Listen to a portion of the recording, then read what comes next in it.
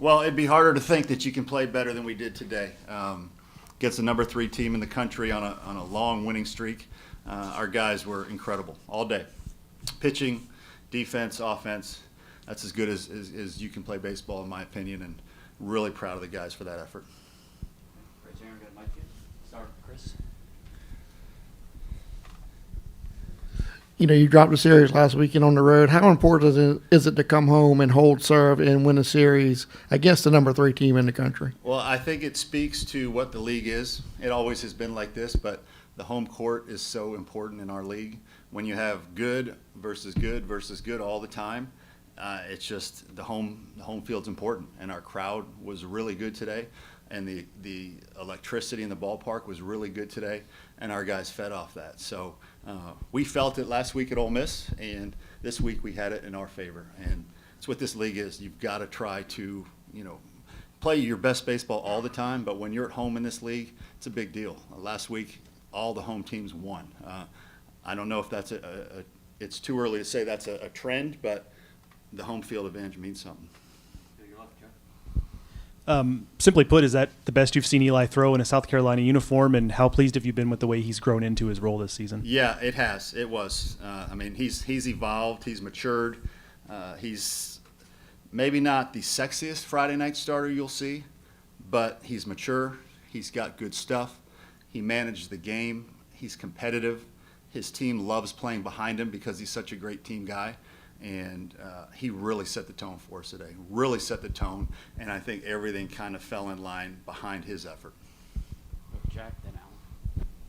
Mark, you guys seem to have a lot of 2-out hits that led to a ton of runs today. Can you just kind of speak to the way you guys were able to hit in those types of positions today? Well, again, it starts with our 2 big dogs in the middle, right? When Moose and Ethan Petrie are taking really good at-bats, then everything falls in line behind it, and we look like a really good offense. When they struggle a little bit, then not so much. So to have them play like they did today in such an important series just speaks to what we're capable of. We haven't been that a whole lot this year, but we have maintained confidence on the inside that we will get there, that we are capable of that because we've seen it a million times in the past. So when those guys are doing that, and Jackson's doing what he's doing, and Parker has gotten back to Parker, it's a good offense when it's all clicking the way it's supposed to be and the way we envisioned it. And again, today was just an indication of how we can pitch, of how we can hit, and we just need to continue to work to make sure we try to put it all together as often as possible. This is kind of a new lineup configuration. About a week ago, you made the switch to Parker in the leadoff spot. What do you like about the way this sets up 1 through 9 specifically? And then also, on an unrelated note, do you have a starter in mind for tomorrow yet? TBD tomorrow. Not quite sure. I want to talk to Matt and get his thoughts. So we'll probably be able to announce that later tonight or first thing in the morning. But the lineup, again, there's a balancing act between stability and consistency with your lineup, and then there's a time to say, all right, we've got to try something different to spark it.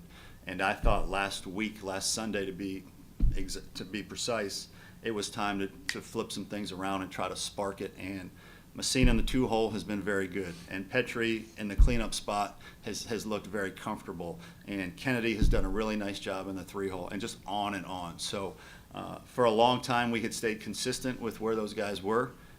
Last week we thought, hey, it's time, and so far so good. The 5th inning of the second game, you had a big double play there to end the top half of the inning, then scored 4 in the bottom half. Was that defensive play kind of a little springboard for you guys offensively? Absolutely. That was a huge play. It was 1st and 3rd, 1 out. They have a chance to extend the lead right there, and Tippett made an incredible play, range play. Again, it's great to have athletes on defense, and especially at the shortstop position, having range can change the game, and it turned that whole inning around. And so turning that double play and then bringing us into the dugout with that momentum, and obviously we had a big inning offensively there. So that stuff, it feeds off each other, no question. Back on Eli real quick, 10 of his 19 outs on the ground. How much is that, when that happens, how much is that a telltale sign that he's where you want him to be? Yeah, no doubt. We've got in the age of riding fastballs and guys throwing 95, we have some guys that still do the old-fashioned sink it with good velocity, but we sink the ball maybe more than some teams, and that puts an onus on the defense to play really good behind our guys, which we did for the most part today. And yeah, he's a guy, again, he can move the ball around, but with command, and it's a nice thing to have. Any more questions? All right. Thank you. Thank you.